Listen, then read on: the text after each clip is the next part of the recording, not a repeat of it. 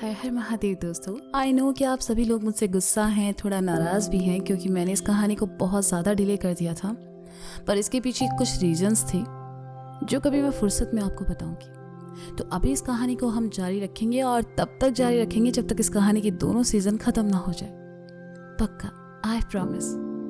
तो आपने अब तक सुना था गुड्डू और शगुन की कहानी, भाग 66 यानी 66 तक। अब चलते हैं अगले भाग पर, मन मर्जियां, भाग 67। शगुन गुड्डू और गोलू की सिफारिश लेकर मिश्रा जी के पास गई थी, लेकिन दोनों के कांड सुनकर उसका चेहरा उतर गया। शगुन का उतरा हुआ चेहरा देखकर मिश्रा जी ने बड़े प्यार से कहा, देखो बिटिया, तुम्हें किसी काम के लिए पैसे की जरूरत हो तो बेझिझक कहना, हम मना नहीं करेंगे, लेकिन इन गधों के लिए हम पैसे बर्बाद नहीं करेंगे। इन दोनों ने अपनी चालाकियों से तुमको भी फंसा लिया। इनके भोले चेहरे पर बिल्कुल नहीं जाना। आज तक जिंदगी में ठोक काम ठीक से नहीं किए हैं, तुम अपना वक्त बर्बाद कर रही हो इनके साथ। इतना कहकर मिश्रा जी अपने कमरे से बाहर निकल गए। शगुन भी जाने लगी तो गुड्डू ने कहा, शगुन। अपने गुस्से को कंट्रोल में रखते हुए शगुन पलटी और कहा, क्या गुड्डू जी, अब भी कुछ कहना बाकी रह गया है? और कितने प्रॉब्लम्स क्रिएट किए हैं आपने अपनी जिंदगी में? भाभी, वो कहा है ना कि लोगों की जिंदगी में थोड़ी सी प्रॉब्लम होती है, लेकिन गुड्डू भैया के तो प्रॉब्लम में थोड़ी सी जिंदगी है, गोलू ने कहा। आप तो कुछ कहिए ही मत गोलू जी, आप भी तो इन सब में इनके साथ होते हैं ना, शगुन ने गुस्से से गोलू को कहा, तो गोलू सहम कर पीछे हट गया। गुड्डू ने उसे चुप रहने का इशारा किया और शगुन के सामने आकर कहा, हम मानते हैं हमसे थोड़ी गलती हुई है। थोड़ी? शगुन ने हैरानी से कहा, हमारा मतलब बहुत ज्यादा, लेकिन अब हम अपनी गलतियों को सुधारना चाहते हैं और तुम्हारे बिना ये मुमकिन नहीं है, गुड्डू ने कहा। शगुन ने एक नजर गुड्डू को देखा और वहां से चली गई। गुड्डू और गोलू शगुन के पीछे पीछे आए और एक बार फिर शगुन का नाम पुकारा। जैसे ही शगुन पलटी, नजारा देखने लायक था। गुड्डू और गोलू दोनों अपने अपने कान पकड़े उठक बैठक लगा रहे थे। शगुन ने देखा तो उसे बुरा लगा। वह उनके पास आई और कहा, उठिए। दोनों सीधे खड़े हो गए और एक साथ कहा, सॉरी। शगुन ने दोनों को माफ कर दिया और कहा, पापा जी तो आपको पैसे देंगे नहीं, अब क्या करेंगे? बिना पैसों के डेकोरेटिंग का सामान कैसे आएगा? गुड्डू ने कहा। भैया, एक तो काम करते हैं, बैंक से लोन ले लेते हैं, गोलू ने आइडिया दिया। कहां से लेंगे? तुम्हारे और हमारे पिताजी ने कौन सी जमीन जायदाद हमरे नाम कर रखी है? तुमको लगता है कोई भरोसा करेगा हम पर? गुड्डू ने गोलू को झड़प दिया। उनका झगड़ा देखकर शगुन ने कहा, आप लोग शांत हो जाइए, मैं कुछ करती हूं। हाँ, तुम कुछ ना कुछ कर ही लोगी, गुड्डू ने मन ही मन कहा और फिर गोलू के साथ बाहर निकल गया। शगुन अपने कमरे में आई, अपना सूटकेस खोला जिसमें कुछ रुपए रखे थे। शगुन ने उन्हें जोड़कर देखा, 20,000 के आसपास थे। उन्हें देखकर शगुन ने कहा, इतने कम पैसों से क्या होगा? पापा से हेल्प लूं या नहीं? नहीं नहीं, गुड्डू जी को ये पता चला तो उन्हें अच्छा नहीं लगेगा, और पापा को भी इन सब चीजों के बारे में बताना शायद सही नहीं होगा। पर ये गुड्डू जी की हेल्प के लिए कुछ तो करना होगा ना।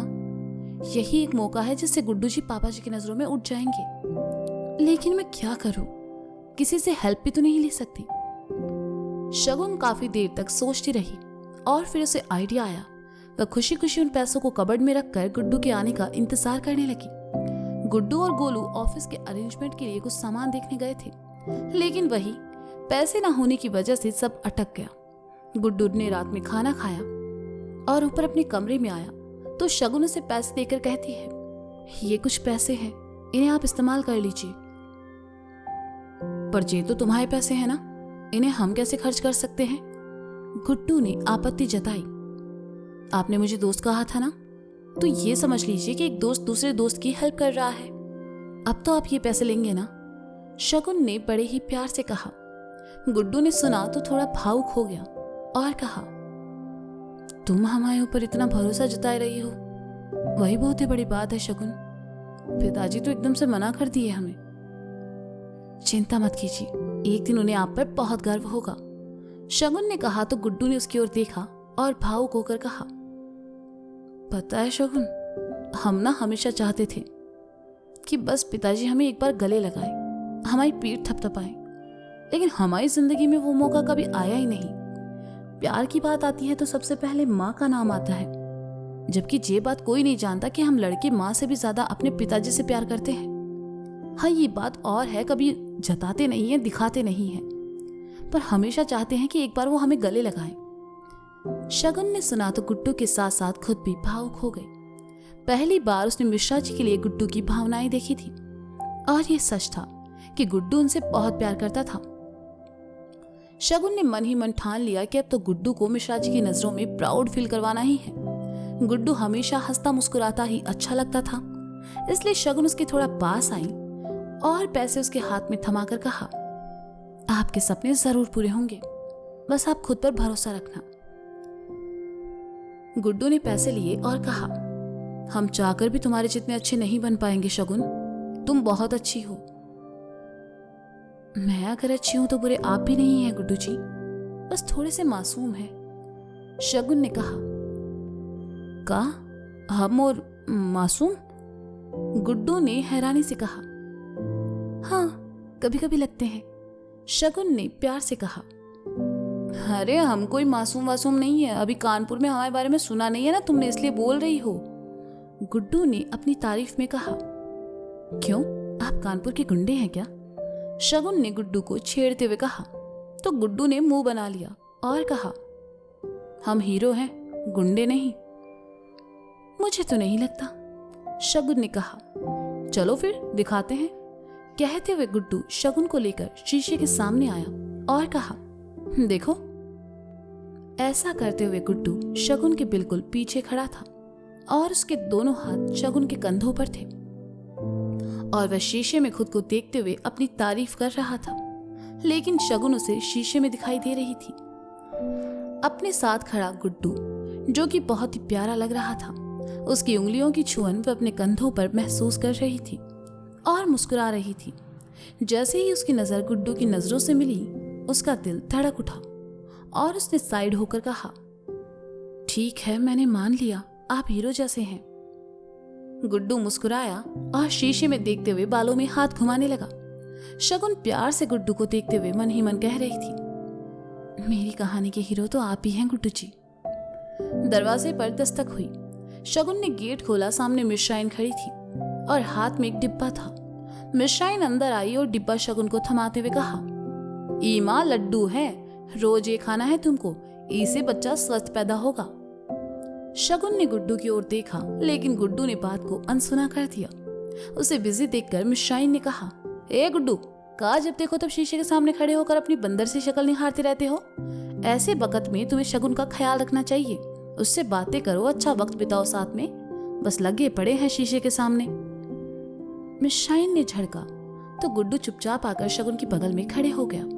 मिश्राइन को नसीहतें देकर चली गई। शगुन ने हाथ में पकड़ा डिब्बा गुड्डू को थमा दिया तो गुड्डू ने वापस करते हुए कहा, हम क्या करें? ये सारा नाटक आपने ही शुरू किया है, तो अब आपकी भी हर चीज में हिस्सेदारी रहेगी।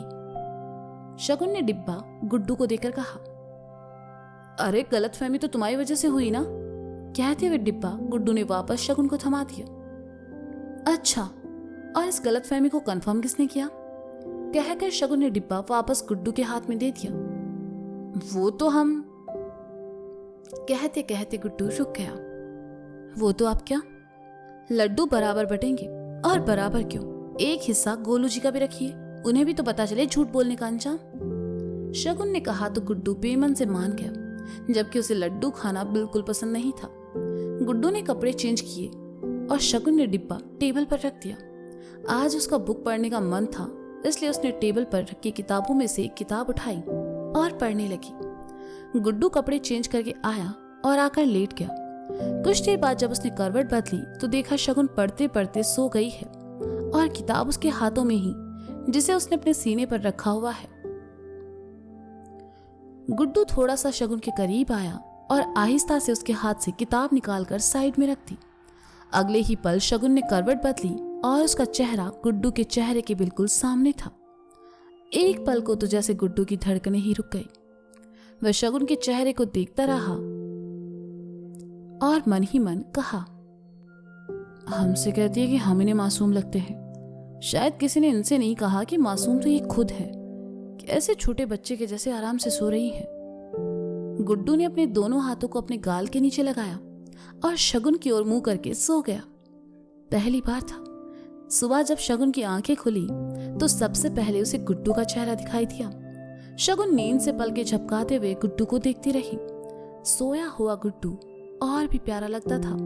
उसके बाल जब आंखों पर आते तो वह किसी बच्चे सा दिखाई देने लगता था। शगुन ने फूंक मारकर धीरे से बालों को आंखों से हटाया। ठंडी हवा का झोंका गुड्डू को अपने चेहरे पर महसूस हुआ तो उसने करवट बदल ली और सो गया।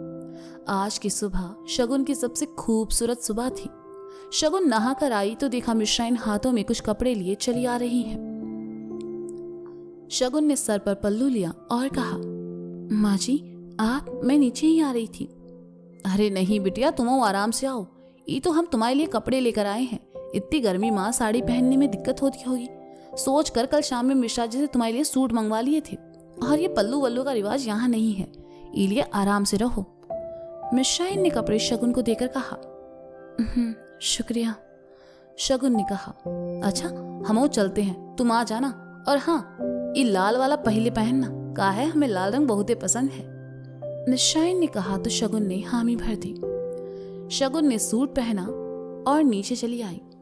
शगुन ने तुलसी में जल चढ़ाया और मंदिर के सामने आकर गुड्डू की सफलता के लिए प्रार्थना करने लगी। मिश्राइन ने लाजो से कहकर नाश्ता बनवा दिया था। शगुन के पास बहुत कम काम होता था। गुड्डू भी तैयार होकर नीचे आया। शगुन को देखा तो उसके पास आया और कहा, तुम कहीं जा रही हो? नहीं, शगुन ने कहा। फिर सूट काहे पहना है? गुड्डू ने पूछा। अच्छा नहीं है क्या?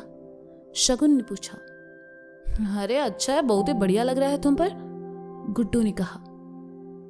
हम कहे थे पहनने को, साड़ी में परेशानी होती है ना उठने बैठने में, इसलिए तुम ज्यादा दिमाग ना लगाओ, मिश्राइन ने कहा।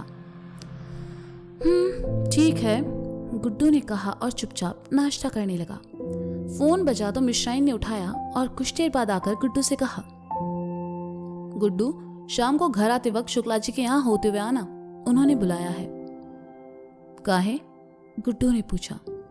हमें कहाँ पता, उन्होंने कहा है गुड्डू को भेज देना, तो हमने हाँ कह दी, याद से चले जाना, कहकर मिश्राइन चली गई। गुड्डू ने नाश्ता किया और अपनी बाइक की चाबी लेकर गुजरा। नाश्ते के टेबल के पास शगुन बर्तन समेट रही थी। गुड्डू ने जानबूझकर चाबी वहां रख दी और बाइक के पास चला आया। गुड्डू जेब में चाबी ढूंढने का नाटक करने लगा। शगुन की नजर टेबल पर पड़ी तो उसने उसे उठाया और गुड्डू के पास आकर कहा, वो आप चाबी भूल गए थे। अरे हाँ, थैंक यू, गुड्डू ने चाबी लेते हुए कहा और उसकी उंगलियां शगुन की उंगलियों को छू गई। चाबी देकर शगुन वापस जाने लगी तो गुड्डू ने कहा, शगुन? जी, शगुन ने पलटकर कहा। गुड्डू शगुन से नजरें चुराते हुए कहता है, सूट अच्छा लग रहा है तुम पर। जवाब में शगुन मुस्कुराती। पहली बार गुड्डू ने उसकी तारीफ की थी। धीरे धीरे ही सही पर दोनों की जिंदगी में सब पहली बार हो रहा था और ये जो एहसास थे बहुत खूबसूरत थे। गुड्डू ने बाइक स्टार्ट की और चला गया। साइड मिरर में गेट पर शगुन दिखाई थी तो गुड्डू भी मुस्कुरा उठा। तो दोस्तों ये था मनमर्जियां भाग 67। इसका अगला भाग आप जल्द ही सुनेंगे मेरे साथ। तब तक के लिए शुक्रिया, बाय, अपना ख्याल रखिए और हाँ, सुनते रहिए मनमर्जियां। और प्लीज मुझे माफ कर दीजिए, मैंने आपको बहुत वेट करवाया पर अब नहीं। तो मिलते हैं जल्द ही अगले भाग के साथ। बाय, हर हर महादेव।